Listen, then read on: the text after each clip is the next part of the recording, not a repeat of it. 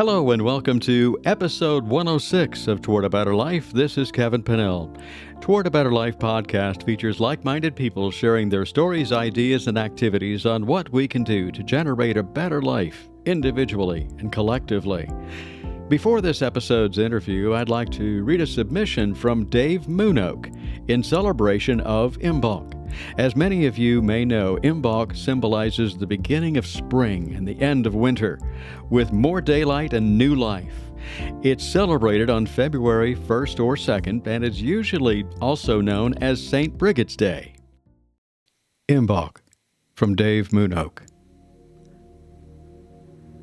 The lady approaches. The big black crow of winter still is croaking. The veil of the darkness slowly recedes. Still standeth the bare bones of winter trees. Lady Colic of ice and cold, Lady Brigid of early spring, the flower, the snowdrop, to the land you bring. Lady Colic and Jack Frost still breathe their icy chill as mists and snows still cover the hills. But springing from the stirring earth, there is hope, as the first flowers of the year begin to grow, bringing new life, new hope, fresh energy, and a new day, slowly casting the veil of winter away. Lady Brigid, to guide in love and in peace, the spirit of springtime she does release, emerging at last from the womb of Mother Earth, the magical flower of spring's rebirth. The wheel has turned again from the darkness of Yule, water and fire, and an air of peace rules. With all Brigid's blessings of well and of flame, welcome back, Imbolc, again. Wasn't that grand? Thank you, Dave MoonOak, for submitting that. As I've mentioned so many times before, send in your prose, music, and poetry or storytelling for an episode. Come on, bards, send your submissions to the show to me, Kevin, at towardabetterlife.com. If it's an audio file, just send it to me as an MP3. That'd be great. I'd love to hear from you. Please subscribe to the show if you haven't done so already through your favorite podcast platform, and keep following for magical insights into earth-based spirituality, self-development, and self-care.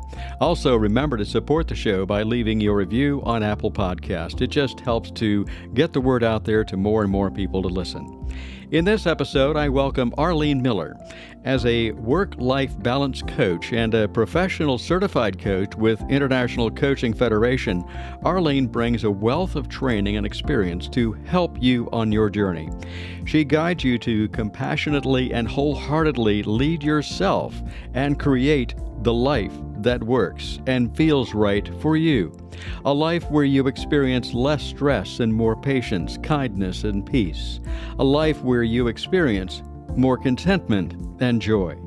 Join Arlene Miller and I now as we discuss natural life transformation on this episode of Toward a Better Life.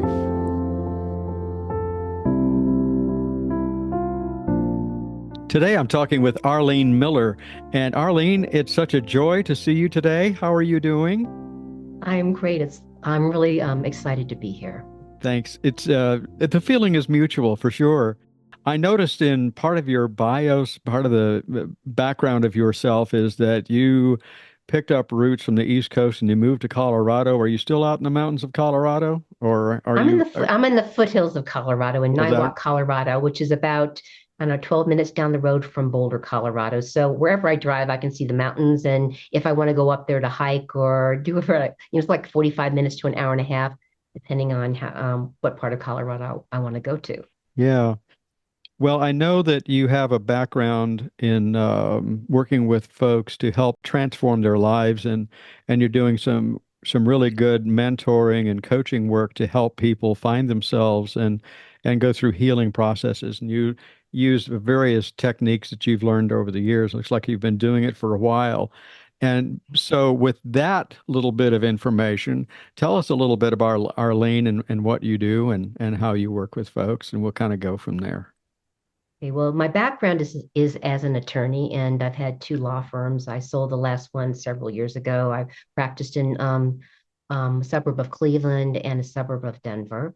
And I actually used a lot of the coaching and mentoring stuff that I do now, especially in my second law firm, because I was working with communication and negotiation and I had employees and everything like that. And I was dealing with people in different difficult places in their life. And that's when I got my diploma in coaching and mentoring in my counseling degree in transformational holistic counseling. It's just from Australia. I can't practice it here. I also got certified in mentoring when I was a practicing attorney. Hmm. And now I do coaching for women, like work-life balance and harmony coaching. And I do transformational mentoring, like that heart alchemy kind of stuff with both men and women. And Okay. that's where my passion lies. And it's just a little bit about me.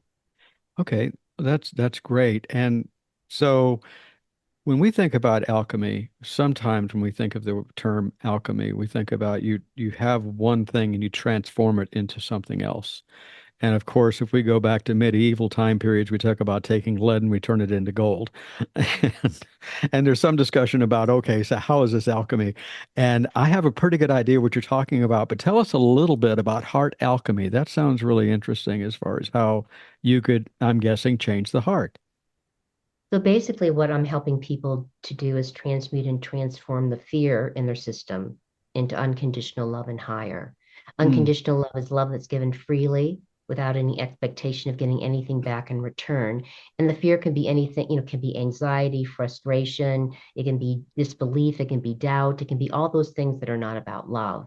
And they get become a part of our cells of our bodies. And so what we're doing is we're helping to release that, working with the universal violet flame and other techniques, and replacing that with more light and love in our bodies and systems. And so it's not just about working with those energies, but it's also about working with psychological clarity. Hmm. Because if you're not psychologically clear, then if you bring in the light and love into your body, it's like if it's a cylinder, the inside of the cylinder is going to be filled with tar and mud. That's all of our fear, and it's going to get polluted and it's not going to really change things that much for us.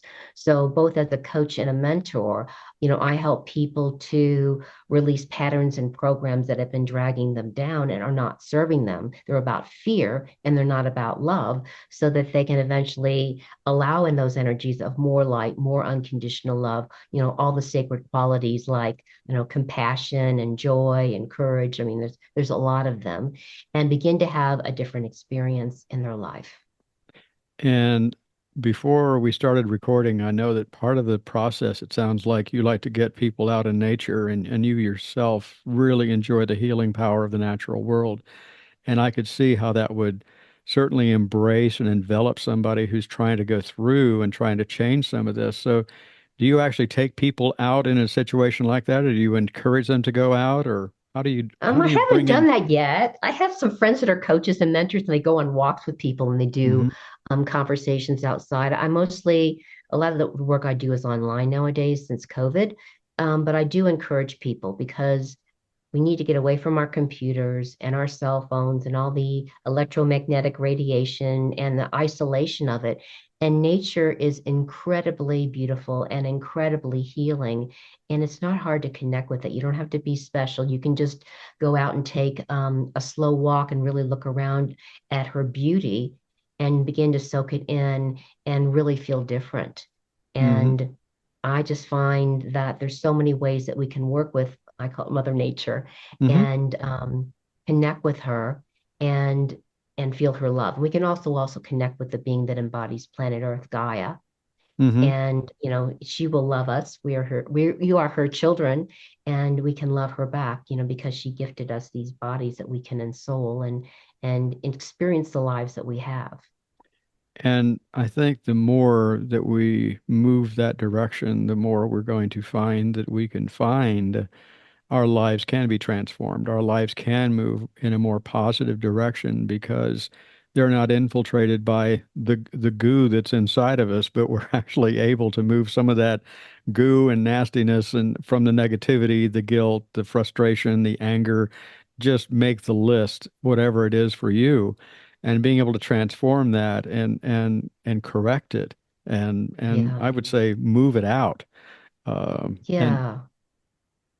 Yeah, I guess I would add a few things to that because when we work with like the universal violet flame, which is the seventh ray of source, it helps us to transmute and transform fear into love. So energy just doesn't disappear, but we can change that fear into love.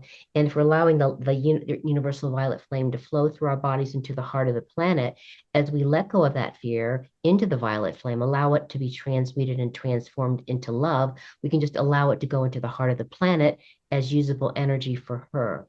And that's Mm, a huge service work that we can do for the planet very, very quietly. And yeah, there's many cool ways that we can work with the universal violet flame to help ourselves and to help others and to help the planet. so do you, how do you do that with somebody online? How do you bring in the violet light that you're talking about? I just call it forth and like run like an energetic clearing and protection for them. And then, once they experience that, then they can begin to do it for themselves. Mm. It just takes practice. I mean, there's many ways that we can heal ourselves working in co-creation with Mother Nature and Mother Earth and all those beautiful energies. And there's not just one way. Um, yeah, there's a lot in there to talk about. So I hope that that little bit was helpful. It is, because I'm thinking my brain is thinking about just going out and sitting outside in the woods, and it can be sometimes if we have a situation where we live in a city, that might seem like next to impossible to do. But you would be surprised what you can find if you look for it. You can find the natural world in an herb plant that you've got on the windowsill. You know, Yeah, yeah, you can see the butterflies coming up and flitting around and drinking the nectar, so to speak. And you begin to see and begin to appreciate the love and appreciation of Mother Earth toward us when we're doing that, and we recognize that we can communicate with her. And in the process, we're changing, like you said, changing those ways into love as opposed to fear. And I know that a lot of times in the past I've talked about, what's the opposite of love, and it's not hate, it's fear. And that hatred is coming out of the fear because it's a fear of the unknown. And what do you do with it? You don't know what to do with it. So yeah. that's been the norm. And what we need to do is transform that and transmute that into something else. And I would think that when you're doing some of this work, do you do recommend or guide people through like with meditation or how do you do that? Can I step back for 1 minute? Because I have a different feeling between fear and love that I don't know. I can just throw it out there. It might resonate with you. It might not for your audience. For me, fear is like frozen love. It's like um, an ice cube. It's like um, big ice chunks in water. Icebergs. Couldn't think of the word. Hmm. And as it melts, as that fear melts, it becomes conditional love. And conditional love is I will love you provided you do X, Y, and Z for me. Tick those make me happy boxes and then I'll love you. It's really a form of fear. And then as that it begins to continue to raise in vibration, it becomes like air or steam, and that's where the unconditional love and higher is. And so, really, what we're doing is we're just raising that we can raise the vibration of fear into conditional love, and then to unconditional love by just helping to transmute and transform it into love. It's going from frozen to liquid to gas. That's Okay. how that's how I visualize it and feel it. That's a great analogy on how you're bringing that about, and it makes perfect sense that you're allowing it to begin, and then you're transforming it as it moves along toward that which is Yeah, unconditional. yeah, And that's a beautiful concept, and that's a beautiful way to work with that. And yeah, I could again see very easily how you could transform that if you're outside and you're connecting with the natural world, and yeah. how you can see like for an example, uh, all right, so a couple of days ago I was outside on our back deck and I'm eating dinner, and we're kind of used to them around here. We have a group of deer that come in on a pretty regular basis to visit us, And it's about usually somewhere between 4 and 6 doe. That's right. I said 4 to 6, not one.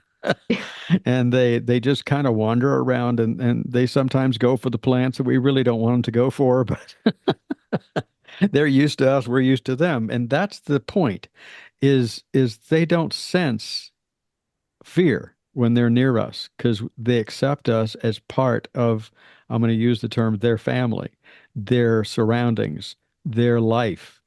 And it really came home the other day when again I was outside just looking and I was eating and so forth, and I heard the sound of more than squirrels running through the dropped leaves. It was a little heavier than that. And I looked down, it's a doe, and I'm sitting on my deck up, and she is below me and out maybe 15 feet. So she's pretty close. And she has no fear, and she looks up at us and sees and moves along. And all of a sudden, I noticed that she was looking to the other direction, and she was looking away from me and over to my left. So I looked over to my left, and if there's a hunter out there, he's probably, or he or she is going to lose it when I say this, but it was an 8 point buck.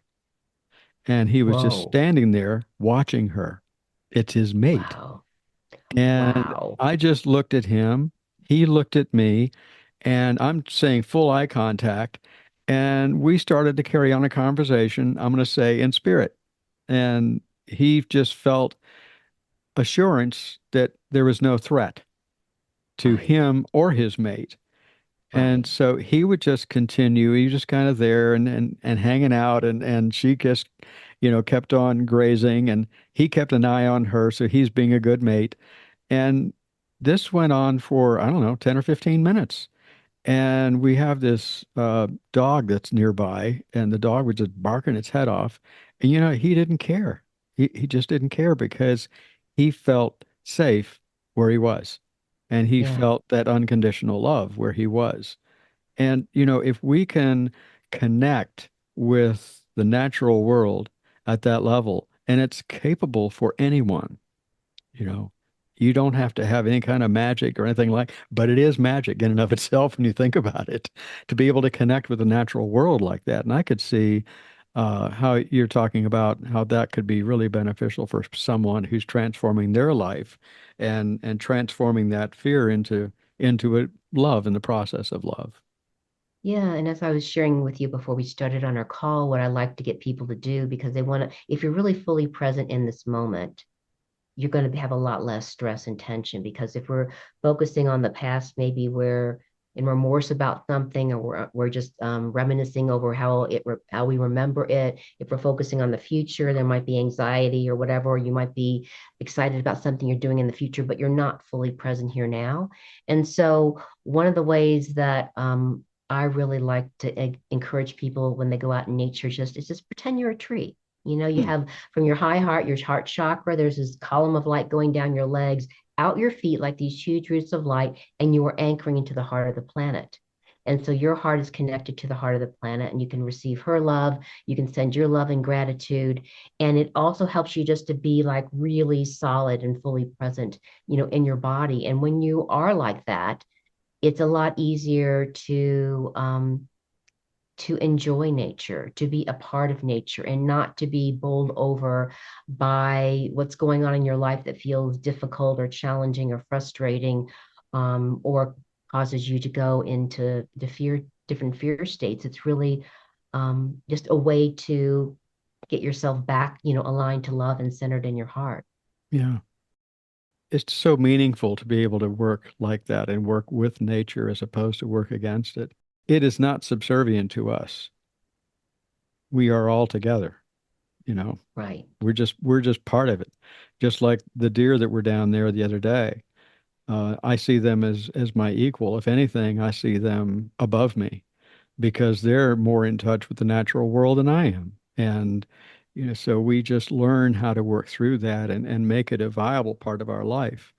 And I would say that a lot of times when working with things like this, there's a balance about bringing in that life and bringing in that way of life to our lives so that when we say, okay, I'm going to give an example of, the work-life balance that I know that you like to talk about. And we think about uh, it's time to say, I have done my time at work and now I need to walk away from it.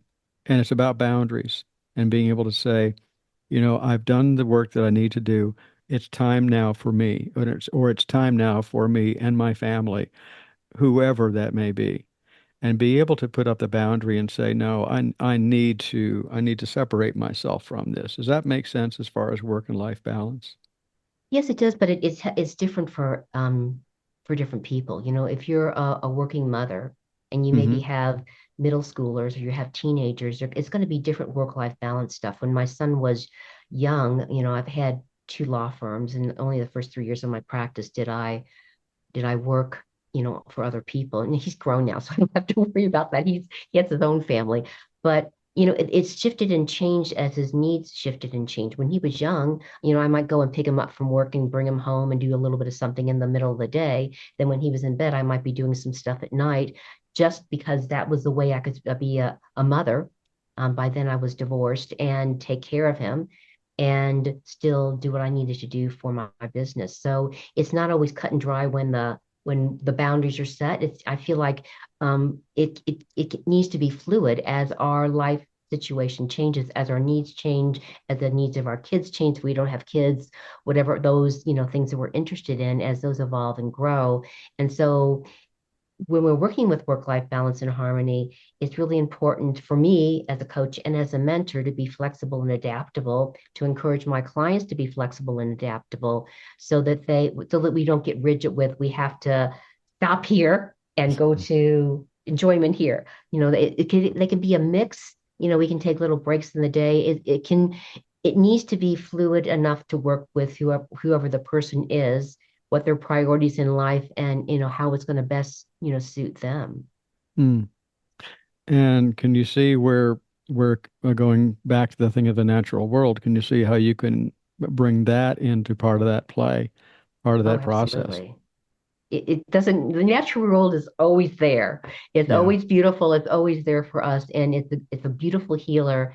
And yeah, there's something just even wonderful if it's a nice warm day to put a cotton towel on the ground, if you need to be in the shade because it's too hot, and just lie there and really connect with the planet that way. That's a beautiful way as well. So Yeah. yeah, I agree with you 100%. Yeah. And it just seems that today we are getting so involved in different things as far as that work life aspect is concerned, and we miss the connections, I think. Maybe I'm Yeah, wrong, but uh, no. the connections that we have, where I'm going to say if the work gets out of balance, and I'm always working, and it's the proverbial workaholic. And how do you work with someone that is their life? And I respect that. That's what they like to do. But the results are not necessarily what they would may have wanted to see. Yeah, well, you know, as a coach, I don't try to change anybody. You know, I'm going to Yeah. ask powerful questions. I'm going to reflect back what I'm seeing and hearing from them, you know, visually, physically, and what they're saying. If I have an intuition, I might share it, but always I'm going to take it back from them. As a mentor, I'm sharing my wisdom and they can take it or leave it. Um, but I guess what I know from myself is that it took me quite a while to change. You know, I was really stuck in certain ways that were very much in my head. And if someone when I was that younger age, had pushed me, and I'm not just talking about being a workaholic. I don't think I've ever been a workaholic. I did work hard when I was younger. I had more energy with all that. But, you know, I think we need to be able just to love and accept the person where they're at. And as they begin to share and say things out loud that they might not have had the courage to do so, because, you know, as a coach and mentor, I'm holding a huge judgment-free space of unconditional love where where they can say anything. And I'm not going to think about what they're talking about and bring it back to me. I'm just going to listen and be there for them in that kind of feeling state for them. They're much more able to come to their own realizations than me telling them, don't do this because most time they're not, I wouldn't have listened back then, and they're less likely to listen. So it's just a lot knowing that the pathways are there. And when they're ready to open their eyes and feel a different way, you know, I'm walking alongside them with that. But the only person I can change is myself. And so that's basically how I work with it. I might think I'm never going to want to do that, but if that's what their choice is, then that's what their choice is now, and they're going to have learning and growth from it. And then maybe at another time they'll be ready to make a different choice. Okay. So you are coaching in the sense of helping them find a choice that's more beneficial or the most beneficial for them at a given time. Does that pretty much? Yeah, but I'm also holding the space of hope and for all possibilities. Hmm. But not everyone is awake, and not everyone is ready to go out and partake of Mother Nature and all the beautiful energies, the way maybe we are in this moment, and maybe a lot of the people in your audience are in this moment. It's something has gone out inside of them and it needs to be reawakened. And so I know that it will be at some point, maybe now, maybe later, but I always hold that hope for them. And I choose to just love and accept them where they're at and help them to step forward, as far as they can into the best of their ability with what they want to create now for themselves and their lives as a coach. So within that work-life balance, what seems to be the biggest? Is there one that really seems to stick out the most as far as creating imbalances? It's really hard to, well, when I was raised, my mother's parents were poor, and the way that she had made it into like the middle class and later like a little bit upper middle class as I was growing up, is she chose to be a stay-at-home mom. Her mother did not have that opportunity. And nowadays, the way the economy is, a lot of couples, both of them have to work. Hmm. And so people don't have that kind of choice that they used to have. And so they're balancing a lot of things just to keep a roof over their head, to take care of their kids, to take care of whoever they're responsible for, and to have a life. So I don't know where I'm going with all this. I forgot what your question was right there. What is the I would question say you? that it was more of what do you find as a predominant Oh uh, yeah, they thing? get overwhelmed because they have so much on their Okay. plates, that they, and what I find with I work with professional women some of the time, like other attorneys, and they want to be out there serving in the world with the jobs they have, and sometimes what they do is they move to a job that's less demanding so Hmm. that they can have time for their family and their kids, because some jobs in the legal world, there's just not. Mm. And it is a balancing act, and sometimes they have to change jobs or maybe go to a shorter week or whatever they need to do to balance things out, or sometimes they just grit their teeth and do the best they can and get pretty frazzled in the process. So it's not easy. It's really not easy. I don't have any magic wand to wave for them when the world is the way it is today. So if you have someone that recognizes they're overwhelmed and they really do want to try and bring in work-life balance, where's the place that you have them start, Arlene? I have them start wherever they want to start. I always ask Okay. after we sort of set the coaching agreement or we have a talk as in a mentoring relationship, is like, especially coaching, where would you like to start? Mm. After we sort of get the agreement of what we want to focus on, where they'd like to be by the end of our time together, how Okay. they would be different, how they would be changed, what that would mean to them, what that would look like for them in life, so they have like a heart feeling about it. Hmm. Then I sort of like, well, where would you like to start? Because Okay. as a coach, we're always empowering our clients. Hmm. Because if I'm empowered to make a decision for myself, and someone leads me through a coaching process like that, I'm much more likely to follow through. And again, if someone's coming to me for mentoring, I might ask them, well, where do you feel like you need the help the most? Where would you like to begin when it comes to, making changes in your life? Where do you feel most stressed, and it's most dragging you down? And let them talk about that, and I can begin to maybe offer some suggestions and see what resonates with them to maybe delve more deeply into today. So you're really doing a good job as a guide and a coach in the sense of letting them decide where I want to go, as opposed to sitting down and listening to their story and say, well, this is what I think. No, it's not really what Arlene thinks. It's what does the client think? what does Jane think? What does Joe think? Right. And what do they see? And you might see things, but in order for them to maybe move forward, you need to let them work on what they want to work on. And as that process is going through, you might be able to pick up some other stuff, or you might be able Yeah. to share what you saw a long time ago. Right. Right. It might be as simple as that, that's the first time you smiled in our conversation today because they've talked about something that really lights them up. Yeah. What's going on for you? Or I noticed that at the beginning of the conversation you said this and now you're saying that. Um, when I bring those two together, what happens for you?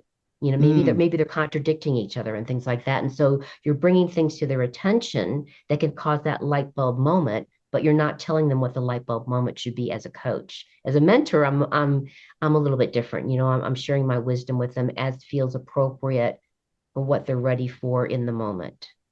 So does a person, you would start out with them, and correct me if I'm wrong, would a natural progression be to start out coaching and moving into mentorship?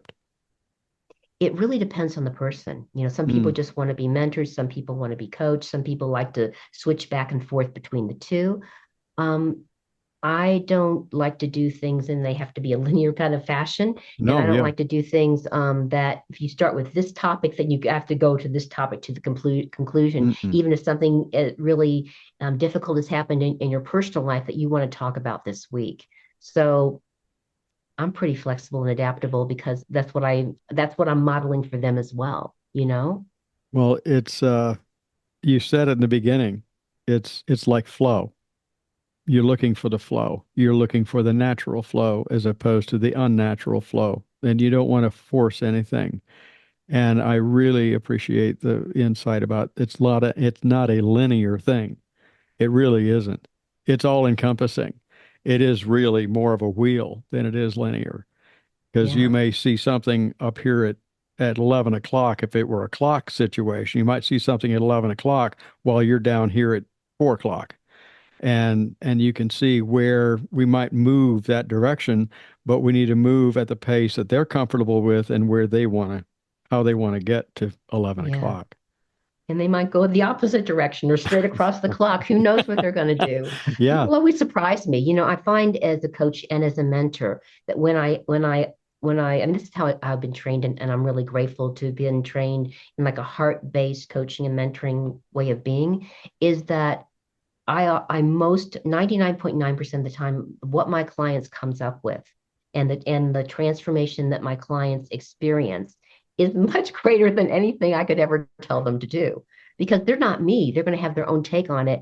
And that's what I find really inspiring. And that's what I love about coaching and mentoring. I always get surprised with where they can go and when the light bulb goes off and when would they have realizations and begin to implement and actualize some really amazing change on the ground that's going to make a huge difference for them. Mm-hmm. Mm-hmm. So I noticed too that you do some group work too as well, don't you? But you do one-on-one through online and you do group work too. Yeah, I do. So as part of my service work, I facilitate a weekly online class, like in transformation and self-mastery alchemy, whatever you want to call it. And I also do an in-person class in a small public library in Boulder. And we work with a lot of the different topics that will help you move forward, like transmuting and transforming your inner critic into an inner coach, having clear, strong, and appropriate boundaries, really being grateful for all the blessings in your life, ways that you can um, raise your vibration and let go of patterns and programs that aren't working for you. And there's all different ways you can go about that. And so those are mentoring classes that I Mm. do.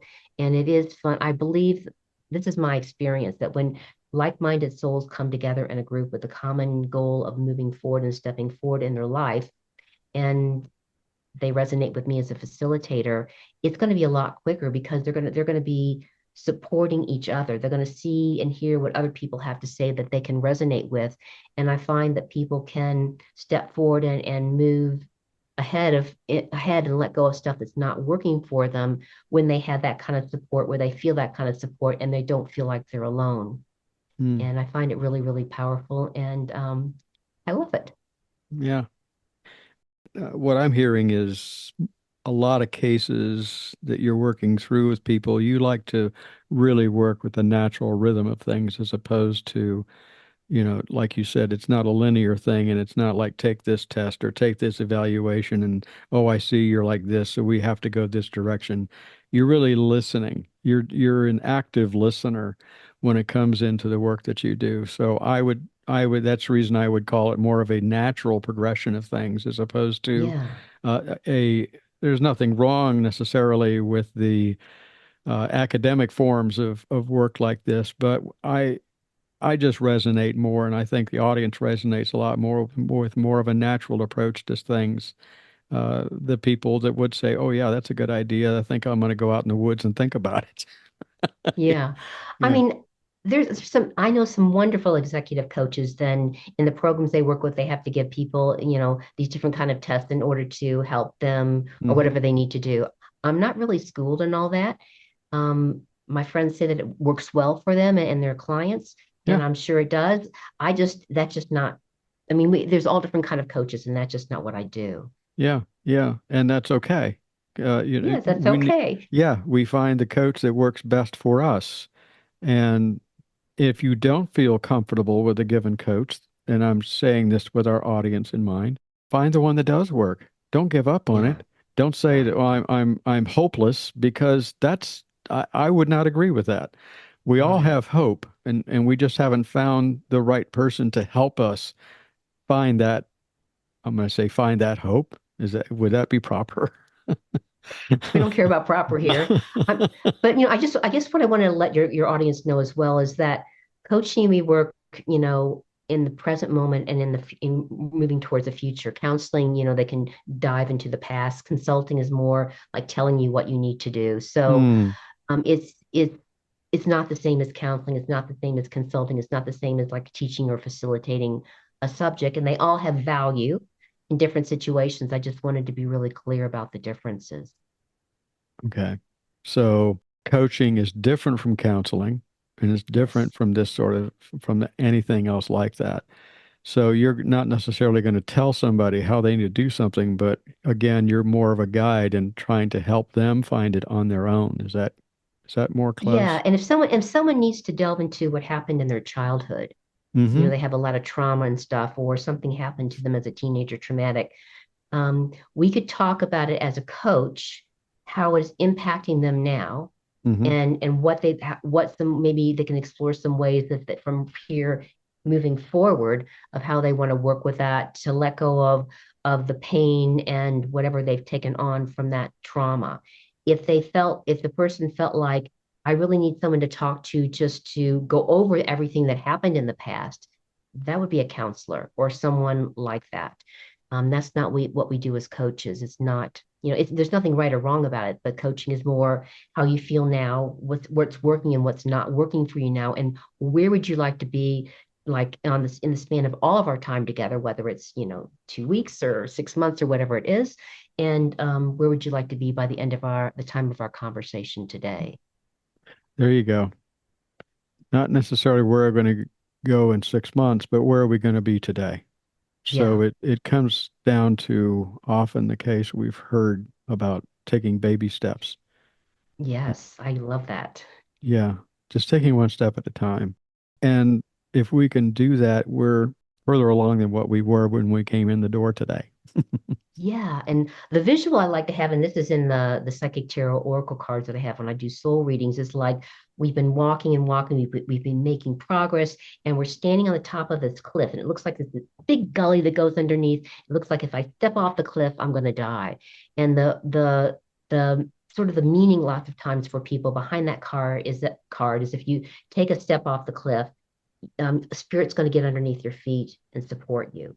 Because if we're just wishing and dreaming and hoping for things, the only way that spirit can get with us is if we actually take a step on the ground. And it's like you say, it's little small steps. If we take one step and there's a stone underneath our feet and we're not falling into the abyss, and we can feel into it, how does that feel? And then we could take another step. It might be in the same direction, it might be a little bit different, but it's a beautiful way to begin to move forward in a life and to also feel into, I need to take some action here too. It's not just all about praying and wanting something to change. If I really want to make progress in a heartfelt way, I need to take steps forward in my life and see how each small step feels. And from that small step, feel into where to from here. Okay. Is that too much of a mouthful there? Or No, no, you've made me think about something. Would you look at yourself, would this be a proper statement? Would you see yourself as a holistic coach? um, I love to live a life that's more holistic. I don't know if I have a I guess it could be.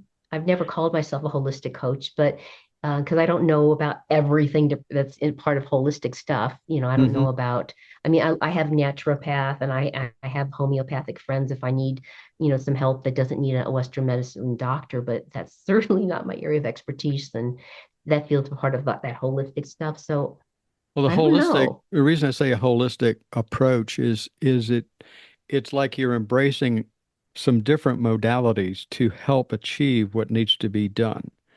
And Yeah. like, for an example, you're talking about doing soul readings, and that can help somebody find some aspect or get through some part of their life. Like you said, if they're on if a card has been drawn and it shows basically your situation could be a case where you're on that cliff using your same one. Now you have a choice. You're going to jump or you going to step out in faith. And that's an esoteric thought when you think about it, so that you want to just help see or help that person see to not worry about it, not be afraid of it, not exude fear, but embrace it with love and say, this can be done, even though it feels like I'm on a cliff. And from that Yeah. standpoint, that's where I talk about holistic as opposed to saying, well, this is a category here and that's okay. And maybe that's the category you need to follow along in this kind of thing. And the other way is let the natural flow take them where they need to go, not where you as the coach think they should be. Right. And I also think that that also helps people to embrace uncertainty because the human bit of us doesn't like change. You would rather No. just sit on the couch and eat potato chips. But the soul and the spirit loves change and embraces uncertainty. And so, we want more of that soul and spirit there to be embodying in that form and to having a say at least. Hmm. And so I think it helps people in a new way that can possibly be exciting and hopeful for them to embrace uncertainty. Yes, it feels like I'm at the top of a cliff. Yes, it feels like I'm going to fall off of it, but I have a choice. I know that spirit, that love, that universe, whatever you want to call it, is going to be there supporting me if I just take a step.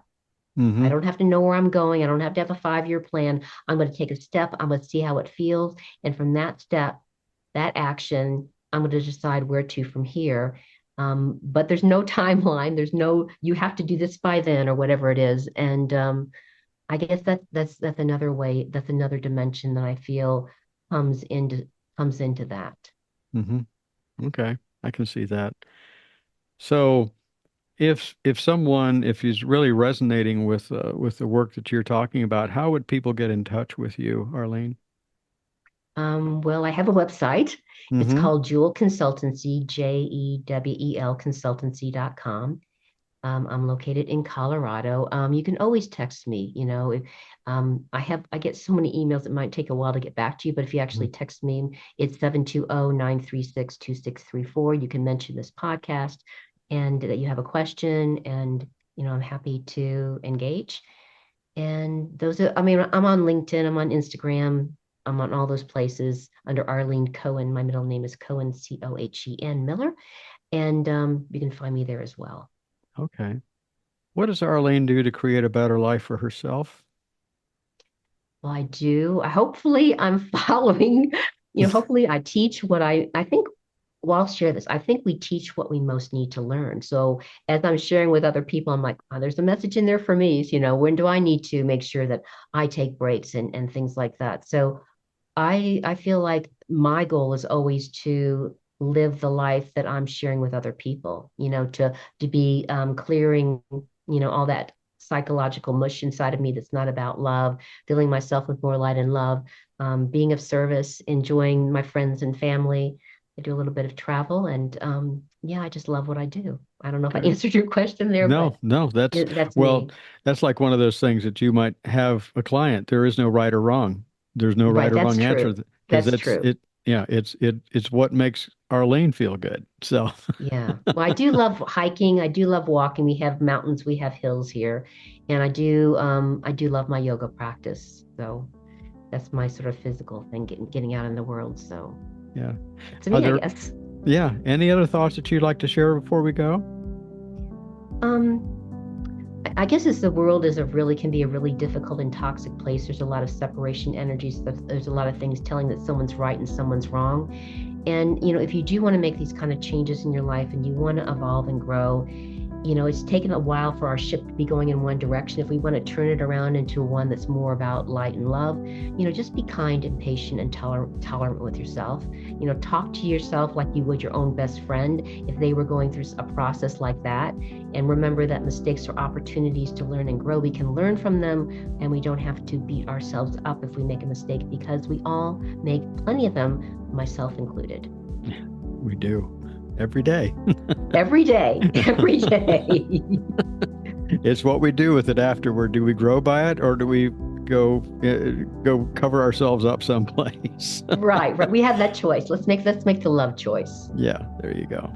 Well, Arlene, this has been very, very helpful, and thank you ever so much for joining us today on Toward a Better Life. And go enjoy a good walk out in the woods. Thank you. I might just do that. Thank you, Arlene, for sharing your transformative thoughts about natural life transformation. You can connect with Arlene through her website, jewelconsultancy.com. That's jewelconsultancy.com. There's a link in the show notes for you, as always, everybody. Thanks again, everybody, for tuning in. Remember, if you're seeking insights and advice on how to create a better life for yourself, please do visit my website, towardabetterlife.com. You can find online classes there, products, more episodes of the program, and a lot of other stuff to enhance your spiritual journey. You can also purchase my book there, Two Feathers Spiritual Seed Planter, and I do offer virtual and in-person sessions. Send your inquiries to me, Kevin, at towardabetterlife.com for more details. Be sure to follow and subscribe to the program through your favorite podcast platform, and be sure to leave a review on Apple Podcasts. It helps the podcast continue to grow, reaching more and more people as it has. Thanks, everybody. If you have any questions, or if you want to share a story, music or prose, if it's an audio file, leave it to me in an MP3, or if you want to be my guest, please write to me, Kevin at towardabetterlife.com. That's Kevin at towardabetterlife.com. Until next time, enjoy your journey toward a better life.